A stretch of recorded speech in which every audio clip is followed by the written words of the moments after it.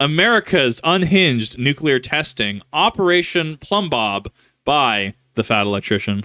Okay, I finally got around to doing that video on that time America launched a manhole cover in outer space with a nuclear bomb, and it turns out that's actually the lesser of two interesting parts of this story, because America also dropped a nuclear bomb on top of 6 people to prove that nukes were safe. Was it Nevada or Utah? I think I remember hearing about this. Didn't they have to wear glasses, and this is supposed to be some kind of publicity stunt? I think I vaguely know where this is coming from. Today we're talking about Operation Plumbob. The professional way to explain it would be to say that it is a bunch of nuclear testing that was carried out by the United States government in the late 1950s in the deserts of Nevada. However, in reality, it is more akin to the United States government dicking off with nuclear warheads in the desert like they're a bunch of rednecks on 4th of July with fireworks. We'll shoot fireballs at it. Hell yeah. But first, a word from our sponsor. Oh, Nicholas. Yeah. Is this my Father's Day present? The Well, I do sass. have a surprise for you. What's that? Our credit cards are maxed out. Nice! I'm gonna need you to fix it. Dude, I feel that. I feel that, though. I had to buy H&K USP 45. Had to go get my new 1911, my Kimber. Bro, I'm feeling that. Car, Nintendo GameCube, you know, the Xeon one, the red one with the funny little logo on top. Bro, I'm feeling that, though. Like, I'm about to open up an OnlyFans at this point. I'd like to go shopping. Yeah, I love it. This video is brought to you by Henson's Shaving. Okay, here's the deal. Henson's is a family-owned machine shop that makes parts for the aerospace industry. There's literally parts on the Mars rover that these guys made, and one day they woke up and they're like, hey, we're just gonna make the most precise safety razor on the market. And this is it. This is all they sell. It comes in aluminum or titanium. If you want to pay extra, it comes with a little stand. And then they also sell the razor blades, so you have a one-stop shop, not because their razor blades are proprietary, because this thing will take any shaving razor blade on the market. You don't have to buy their proprietary cartridge. You don't have to sign up for their monthly delivery thing. No, you buy this one time and then you can put any 5-cent razor in it and shave for the rest of your life. So the product itself is fantastic, but more importantly, the company is awesome, because every time a YouTuber does an ad like this, they get sent a little media packet full of talking points, what to say, what not to say, and so on. Now, I'm not supposed to disclose this, but the brief that I got for Henson's basically said there is no script, do whatever you want, we trust you. Also, in the first paragraph, they said this, quote, if for whatever reason you don't get a good shave with our product, please let us know. If we can't help you, then don't endorse us. We think we've made one of the very best razors in the world. If you disagree, we'd rather not ask you for a non-genuine endorsement. So I love that. I love that this company is willing to stand by their product. That is what sets this company ahead of anyone else. So I use an electric razor, right? And I can't actually like grow facial hair. Like I grow it, but I get like this like weird, like it doesn't actually ever fully grow in, right? So I just look like a, you know, kind of like a neck beard, right? I can't stand it. I can't do it, right? It drives me insane. But, you know, more and more, I'm finding the electric razor is just missing stuff. So something like this, right? If I was looking at something like this compared to all the things that I've seen for like Manscaped and stuff like that, right? Like, that is what sets them apart differently. And I think that the reason why they wouldn't want that to be disclosed, that part specifically, is because, say, for instance, if I bought a Henson shaving razor, right? And they sent me a media package, the way that I would understand that is I'm already under the understanding that I have what I can say, what I can't say, how long the ad should be, kind of that sort of thing, right? Like, I think Fat Electrician is large enough, but his brand and his consistency also speaks for himself in such a ways that they're just like, say whatever, go off script. We trust you. We stand by our product. That's what I like about them. So the razor's great, and this is the type of company that you actually want to give your money to. I'm going to have a link for them down below. Let's get back to the video. All right, Operation Plum. 10 out of 10. Loved it. If anything, it's selling me on it. As somebody who's like, you know, looking at this, that's a good ad read. I am now going to potentially become a potential customer for that, right? 10 out of 10. Bob takes place in 1957. There was a total of 29 nuclear explosions, and they were testing all kinds of different stuff. They had biomedical testing going on with pigs, seeing how radiation affected them and at what distance. Then they were covering the pigs with blankets, seeing what materials blocked the radiation, what materials didn't. They also conducted experiments on 18,000 U.S. service members, basically having them dig a trench off in the distance and hide in it while they detonated a nuclear warhead to see how they held up. And then they had different buildings and structures built out of different materials, trying to see which building material materials blocked radiation the best and which ones blocked them the worst. Now, when this started, all the bombs that were being detonated off the top of a tower or from a high altitude weather balloon. They were just detonating nuclear warheads into the open atmosphere. What could possibly go wrong, right? And the important context here is that it's 1957. The world became aware of nuclear weapons 12 years prior at the end of World War II, and a couple years after that, the USSR had their own nuclear weapons. We are well off into the Cold War, and nuclear hysteria is at an all-time high. So by this point in time, the American general public doesn't just understand that nuclear weapons make a really big boom, they also, to some degree, also understand radiation and nuclear fallout. So everybody kind of understands what's going on at this point. I mean, they've even got cartoon turtles teaching kids what to do in case a nuclear bomb gets dropped near them. What is it? Wasn't it hide under your desk? Wasn't that some of the old U.S. propaganda? You know, show educational video. Make sure you duck under your desk. Times were different, dude. I almost said Red War. The Cold War was just different, man. Amazing. So naturally, when everybody finds out the government is strapping nukes to balloons and blowing them up in the desert, there's quite a bit of concern, you know, like, hey, maybe that's a bad idea. And then everybody finds out this is actually how the government's planning on protecting them from a nuclear strike from the Soviet Union by taking one of our nukes and blowing up the Soviet nuke in the sky right above everybody's heads. Ladies and gentlemen, the Genie air-to-air missile. Okay, you gotta remember, this is the 1950s. There's no intercontinental ballistic missile that can reach from the Soviet Union into America yet. So this means that the only nuclear strike risk really comes from Soviet bombers flying into America and dropping their bombs. So we gotta be... This makes the Cuban Missile Crisis make more sense, right? For those that aren't aware of kind of like why that's a thing, is because, you know, Cuba is incredibly close to the U.S. So now we have, you know, the Soviet Union putting, you know, potential missiles within, you know, launching distance, within actual, like, effective distance of the U.S. Didn't the U.S. do something as well? Didn't the U.S. posture... It wasn't Turkey, was it? Well, so the Soviet Union put missiles in Cuba, but I remember the U.S., they put missiles somewhere that could reach the Soviet Union. I don't remember where it is exactly, though. I remember covering that in high school history, though. Man, it's been so long since I thought about that. Ready to shoot down these planes, right? Obviously. Problem, again, it's the 1950s. There's no sophisticated anti-air systems yet, okay? There's not really any air-to-air missiles that our fighter jets can shoot accurately. So, the going theory was that we're going to use this nuclear fucking missile and shoot it at an entire formation of Soviet planes and blow all of them up at once. Genius! Okay, and on a rudimentary level, this makes complete sense, right? If you can't be accurate, you increase the margin of error. If you're not good with shooting a pistol, maybe grab a shotgun. It's easier to hit your target. However, what they've went and done with the Genie missile might be a little bit of overkill, because what they've essentially said is, well, I'm not very accurate with air-to-air missiles for shooting down planes, so instead, I've opted to create a spawn point for the fucking sun. So naturally, now everybody's absolutely terrified, and the government's like, guys, calm down. It's going to be completely fine. There's no... You know what? I'll just prove it to you. Give me 5 volunteers and a camera guy, but don't tell him what he's doing. On July 19th... You can't do that. That goes again, like, you have to disclose that, especially, well, maybe it's different for government, right? Maybe government requisitions a little differently. If I were to say, because we actually went over this, I went over this in Philosophy 101, which is more of a psychology course in college, where you have things like the monkey experiment, the monster experiment, right? Number of these experiments, right? Especially the monster experiment, where you have 2 control groups of kids. I think they use an orphanage, and, you know, one half they, you know, coddled. They said, you know, oh, hey, you're doing really well. The other half, they just absolutely tore into these kids. You know, you're speaking wrong. You know, how can you do all this? You're absolutely just awful. And one of these control groups ended up having like actual like developmental issues, like speech impediments, etc. Another one is what is it? It's the psychological experiment that I want to say it was in California. I don't think that's right though. It's the prison experiment. The prison guard experiment. You take a group of people, you shove them in a prison. You have half of the one control group, that's the prisoners, quote unquote. You have the other, that is the guards, quote unquote. And you just got to watch in real time as the guards really took authority and they like ran with that. You have to disclose when you're doing tests like that. I think it was the Stanford prison experiment. Yeah, that sounds right. But like you have to disclose that. Like people know what I'm talking about.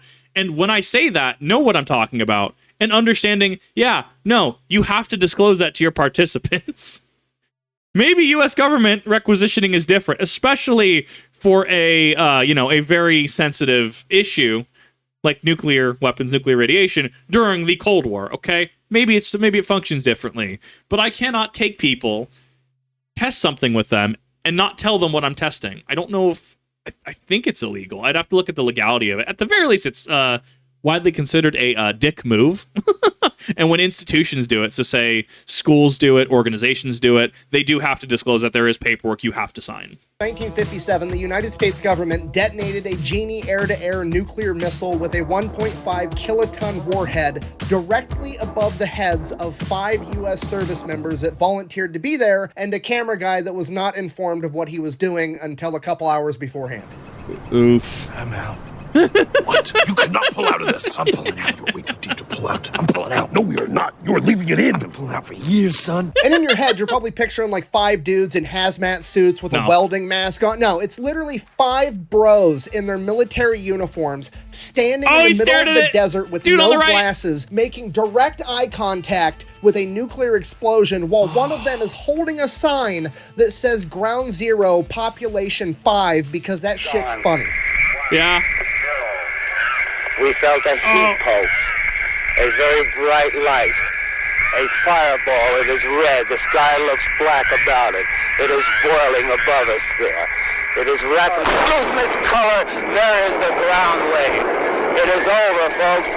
It is tremendous. Directly above our heads. It went. Okay, now let's just take a minute. Legally speaking, this is a human rights violation. Okay, so it's definitely illegal. We were just talking about how, yeah, you can't do experiments on this, especially if you don't inform the participants.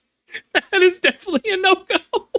Appreciate the fact that you've probably just witnessed the most testicular fortitude ever captured on camera. Secondly, let's also admire the fact that the sign that says Ground Zero, Population 5 is not only funny at face value, but it's hilarious that they only counted the 5 of them in the camera not and the not the cameraman themselves, because even back in 1957, they knew that the cameraman never dies. I'm actually like Frodo Baggins. And out of respect for them being, to the best of my knowledge, the only 6 people that have ever volunteered to have a nuclear warhead dropped directly above their foreheads, I'm going to go ahead and read their names off. The cameraman's name is George Yoshitake, and the 5 service members are as follows: Colonel Sidney Bruce, Lieutenant Colonel Frank Ball, Major John Hughes, Major Norman Bodinger, and Don Luttrell. Apparently the cameraman, Mr. Yoshitake, had filmed a bunch of other nuclear tests in the past, and he thought that this was going to be no different than all the other ones, you know, where he's miles and miles away just filming a mushroom cloud, and he didn't know that they were going to be dropping the bomb directly above him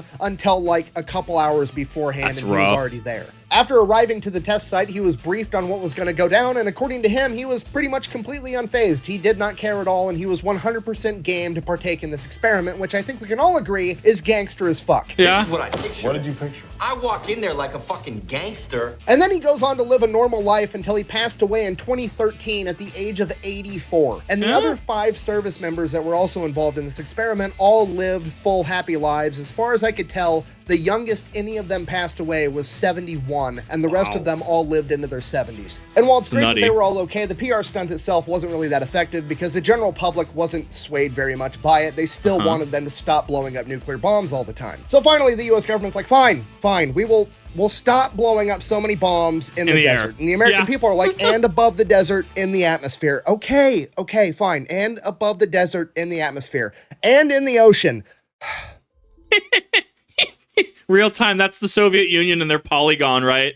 Their Polygon, I think, is the most nuked place on the planet, right? Like from a metric standpoint, right? Like just the sheer amount of ordnance that's been detonated there. Eventually, I can't remember who told them to quit it, to knock it off. So they just moved it underground.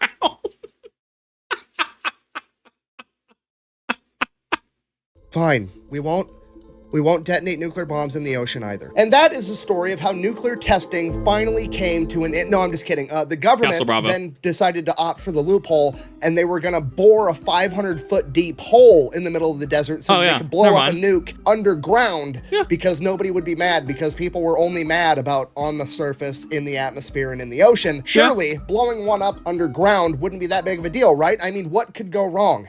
Delete me! What are you doing? I already did the ad. Delete me's gonna do every episode from now on. Really? Yeah. Nice. Wait, how much are they paying? Don't worry about it. Don't worry about it. Delete me's just here now.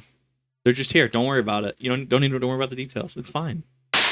Double ad read. I'm in. Anyways, you guys know the deal by now. It's pretty straightforward. You give Delete Me money, they turn around and they make sure the data brokers on the internet aren't selling your personal information. And after they get it all taken down initially, they continue to monitor it and make sure nobody else starts selling it in the future. So if you're interested, I'll have a link and a discount code down below. Let's keep going. I mean, I'm not an overly 10 out of 10 ad read. This is probably the only video that I have ever been okay with a second ad read. I want you to put that into perspective. I watch a lot of YouTube, right? I work on YouTube watching stuff, right? This is the only video I have actually been okay with a second ad read. That is extraordinary. That is quite literally the 1%. 10 out of 10. I actually love that. Polygon was used to conduct a total of 450 nuclear tests, by the way. Thank you. Thank you for that, Gatling. Yeah, no, the Polygon is actually rather interesting to see how history it is.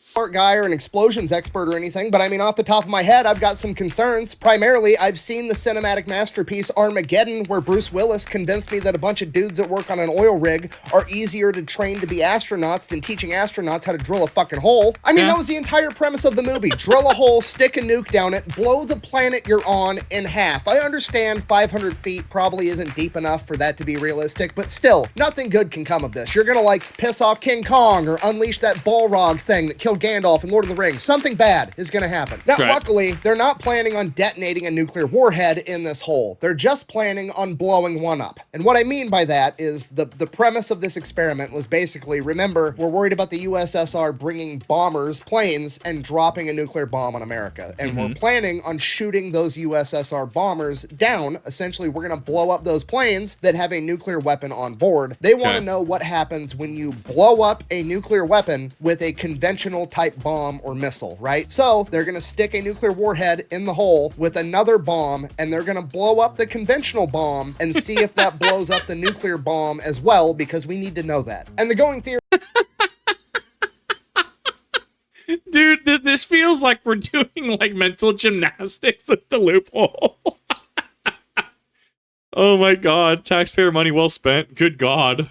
That the nuke is not going to explode because nuclear bombs have to be set off in a very particular way, and if they don't get set off in that exact way, there's safety measures that are actually supposed to kill the nuke rather than set it off. But that's all theoretical, and there's only one real way to actually test it, right? You're gonna back up, grab a camera, yell World Star, and see what happens. That's exactly what they do. July 26, 1957, they had the first underground nuclear test ever, known as Pascal A. Takes them all day to set it up. They gotta lower the device down this hole, they get everything ready, then on top of the hole, you know, in case the nuclear bomb does go off, they lower a 5-foot thick slab of concrete that weighs thousands and thousands of pounds. And then on top of the hole, they have some kind of lid. I'm not sure what material it was. They didn't say, but sitting on top of the lid, there was a bunch of sensing equipment, because remember, they're not expecting a big explosion. They're expecting a really small explosion, and they want to get as much data from it as possible. So they have like sensors and cameras aiming down the hole through this lid. And I will now let the head scientist in charge, Bob Brownlee, take the story from here. And I quote, "They finally got it down the hole. By my recollection, about 10 o'clock at night or so. There wasn't much time to go back to Mercury, go to bed, get up the next morning and shoot it. So somebody said, why don't we just shoot it now and then go in? F it, we ball." And it was the world's finest Roman candle, because at night it was all visible. Blue fire shot hundreds of feet into the air. Everybody was down in the area, and then they all jumped up, jumped in their cars, and drove like crazy, not even counting who was there and who came out of the area. It's like the Malcolm in the Middle skit where they launch the firework and night turns to day for like 3 seconds, and they're like, bro, that was amazing, but they're like blind. So the safety equipment didn't work. The nuclear part went off, generating an explosion about 50,000 times bigger than they were anticipating. Apparently, the explosion was so large that seismic equipment from all over the world could sense this explosion. You know, seismic equipment being the shit they use to detect earthquakes. So did this predate the Tsar Bomba, or did it not? And I'm saying it that way because of pronunciation over there. Because remember, the Tsar Bomb, I'm going to use the Englishization here. The Tsar Bomb, that was half yield. Okay, right? The scientists kind of got cold feet at the last minute, was like, yeah, I should probably like modify this. This is a lot of power. So what ended up detonating was half of what it could have been. Just remember that. This probably predated that, because for all intents and purposes, what was the one that caused nuclear testing to stop, right? Wasn't it the Tsar Bomb? Like, everyone's like, whoa. Okay, we need to stop. We probably need to stop at this point. Another scientist that was present described it as, and I quote, "the biggest damn Roman candle you ever saw. It was beautiful. Big blue glow in the sky." And because of this, the United States government comes to the realization, okay, maybe underground nuclear testing isn't that great of it. I'm just fucking with you guys. Yeah. They redid the exact same experiment like a month later, August 27th, 1957. And they didn't really change a whole lot about the experiment. They took the device, they stuck it down the hole, they put thousands of pounds of concrete directly on top of it. I'm going to look this up really quick. I'm going to follow my own advice. Tsar Bomba, that was... So if this is what, 54, 56? 61. So this predates the Tsar Bomb. Then the only thing they did change was, instead of whatever lid they were using before that they could like put sensors through and shit, they went and tried to control the explosion by getting a 2,000-pound manhole cover, and then they welded it shut over the top of the hole. They then took the best high-speed camera they could find and aimed it at the manhole cover, because if the safety device failed again, whatever happens to the manhole cover was, and I quote, scientifically interesting, aka they're just doing Mythbusters shit with DOD money. So they detonate the bomb, the safety device fails, the nuclear portion goes off, and in hindsight, what happened is when you have a nuclear bomb go off with thousands of pounds of concrete directly on top of it, that concrete is instantly vaporized and turned into gas, and then that gas is pretty also instantly superheated, and superheated gas expands a lot, and this is an enclosed environment because they welded the manhole cover shut. If you're not picking up what I'm putting down, the scientists just inadvertently turned the planet into a fucking potato gun and launched this 2,000-pound manhole cover, presumably into outer space.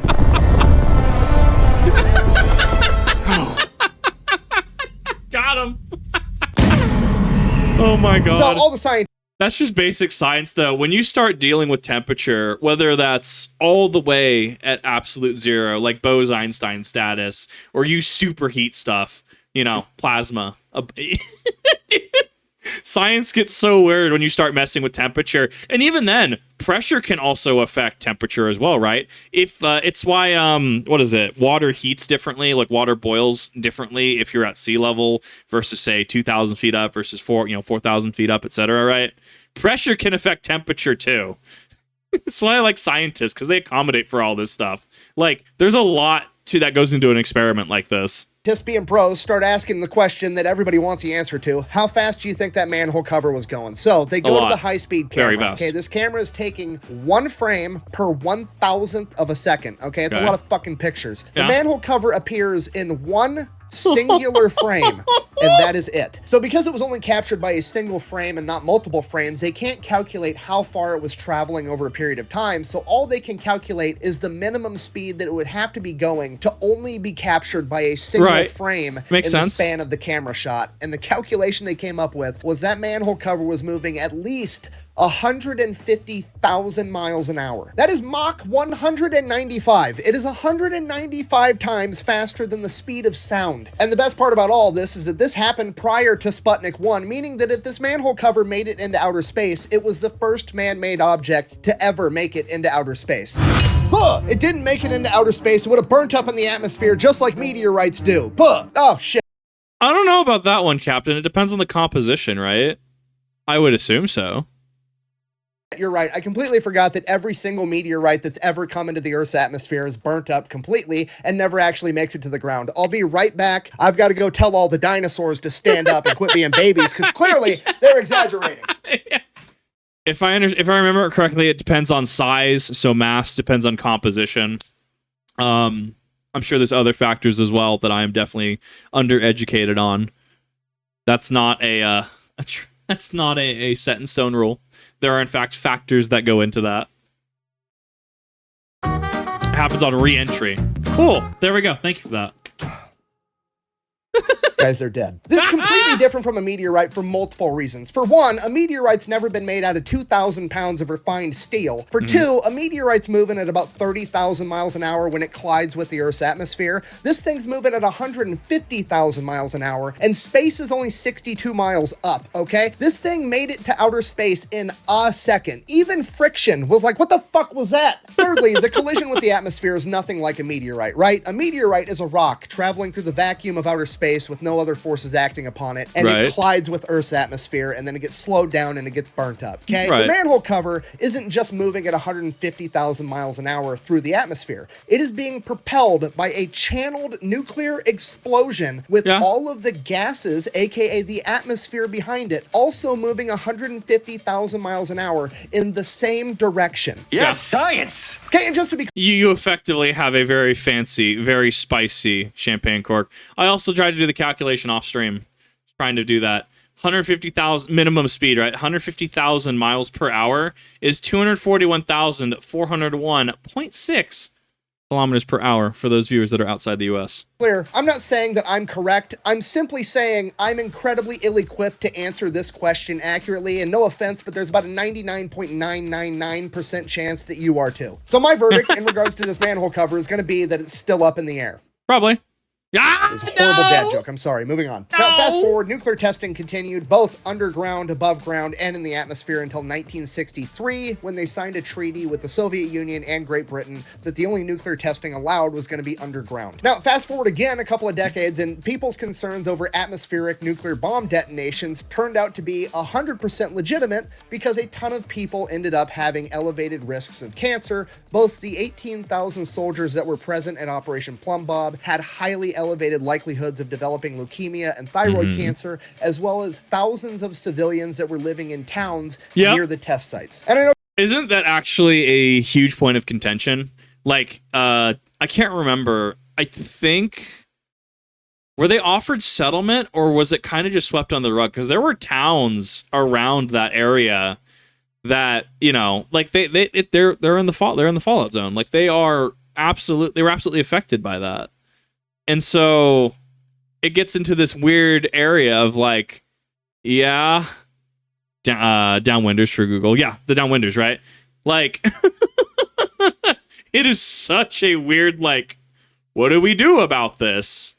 This is, and don't their homes also lose property values because of this too, potentially? Like, it's a whole rabbit hole. what you're thinking. How come those people got cancer, but the guys that literally stood underneath a nuclear bomb as it was detonated didn't? Well, good question. The way that nuclear radiation works is that it dissipates pretty quickly over like 2 to 3 days, and then it's completely gone. Which is why, like, all the old videos and protocols telling you what to do in case of a nuclear attack always told you, you know, duck and cover from the initial blast wave and then make your way inside and stay inside for like a week. After that, the radiation is decayed enough that it shouldn't hurt you. So the guys that were exposed... Doesn't that also depend on what's actually being used, whether that's uranium, plutonium, etc., whatever the fuel source is for the explosion? Because half-life is dependent on the element, right? Like, radioactive decay is subjective depending on to what's being used. If something is common enough, right? Like, let's say it's a specific isotope of uranium, right? Like, cool, you can pretty confidently say, okay, yeah, this is what you need to do. But let's say they're using, like, what's uranium's atomic number? Give me a second. I'm gonna end up on a watch list for this. I already know. Uranium, it is 235, right? No, that's the isotope. Atomic number 92. God, I'm having to break out the periodic table for this. Are you serious? Live on Twitch. Okay, so atomic mass of 238. So I think that, see, top right, 238. I think we have what, uranium 235 is a thing. Science things that I don't remember like fully. I'm sure somebody can let you in the comment section if you're confused what I'm talking about, but it's science, chemistry, right? So if you have, say, uranium 235 versus 233 versus 230, right? They could potentially have different half-lives as well. It just depends how stable or unstable it is, right? Dude, do you know how little I get to talk about chemistry nowadays? This is kind of cool to be able to go back and just talk about it. I'm loving it. Exposed to that bomb directly overhead were exposed to it for presumably 10, 15 minutes before they dipped and left, whereas a lot of these soldiers were exposed to repeated nuclear explosions over and over again, or these towns, the explosions would go up into the atmosphere and the radiation would be caught in the wind, and it would just carpet these towns with radiation for days over and over and over again over the course of years, hundreds of nuclear detonations exposing these people to radiation. Now, fast forward like 3 decades to 1990, the United States government, with its infinite charity and outstanding moral compass, finally decides that they're going to pass the Radiation Exposure Compensation Act, where they're going to pay these people that were wrongfully exposed to radiation due to their negligence. If you got cancer and you could prove that it was because of them, they would go ahead and they would give you $75,000 in one lump sum if you were a soldier on the ground, or if you were an innocent civilian just living your life in a town miles and miles away, they would give you $50,000. Wow. There's no other legal course that you could take. You can't sue them for more. You can't reject it. Just, here's what I'm going to give you. Fuck off. Yeah. Okay. Yeah. I'm glad he explained what I was trying to explain, because it's been a hot minute. Yeah. No, actual thing that happened. Imagine just, we were testing nuclear devices 30 years ago. We'll give, if you can prove it, and that's the caveat. Can you, without a shadow of a doubt, prove that you got this from us? Can you prove that? Are you able to prove that? How expensive is that testing, I wonder? How do you reasonably go about proving that? So you could be trying to just go for your $50,000, but still lose money in the process. Like, that is a huge, huge thing that isn't talked about enough. Sounds like a really good deal. How about I give you the finger? Yeah. Okay, just so we're on the same page with this, the United States government takes your tax money, whether you want them to or not. You don't get an option. They're taking your money, okay? Right. They then turned that money into radiation that they used to poison Americans with and give them cancer. Then, 30 years after the fact, they decided, you know what, we should make things right by giving the people that survived this long and can actually prove it was our fault, we'll give them like 50 grand. Bear in mind that 50 grand is also money that was tax money that they took. So they took your money, used it to poison you, and then to pay you off, they gave you some of your money back. I'm from the government, and I'm here to help. Can you understand how absolutely crazy that is? The best out of context. I use it on a daily basis now. I absolutely use that clip out of context. Yes, people have clarified. No, it's what is it? It's him saying, what is it? The worst thing you can hear from the government is, I'm from the government, I'm here to help. Like,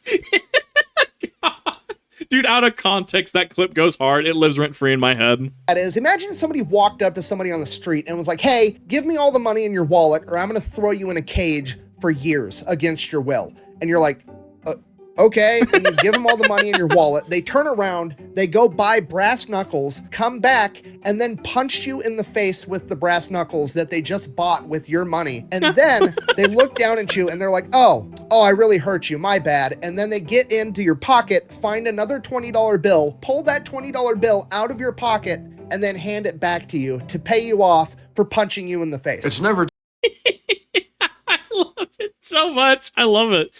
Oh my god. Oh no, we're getting spicy. We're getting political today. Oh god.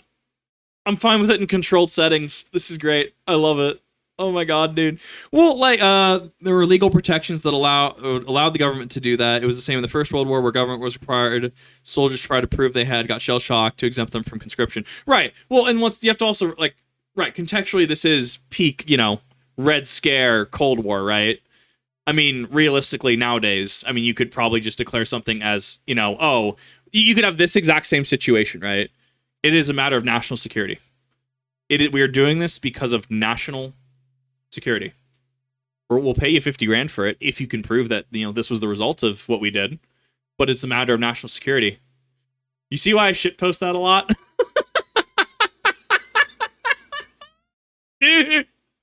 I love it. Too early to learn that the government is a greedy piglet that suckles on a taxpayer's teat until they have sore, chapped nipples. Oh, no. I gotta end this video. I feel radicalized. Yeah. In conclusion, Eyes, this is yeah. the story of 6 crazy bastards that volunteered to have a nuclear bomb detonated directly above their head, and that time that America may have accidentally launched a manhole cover into outer space, potentially becoming the first man-made object ever, and that time that the US government poisoned tens of thousands of people with radiation, giving them cancer, and basically had no consequences for it whatsoever. Thanks for watching. Best way to support the channel is go buy some merch over at thefatelectrician.com. Quack bang out. Yeah. Government giving people cancer with 0 consequences while trying to tell me I can't drink raw milk. I don't even want to drink raw milk. I'm just mad they think they can tell me I can't. Exactly.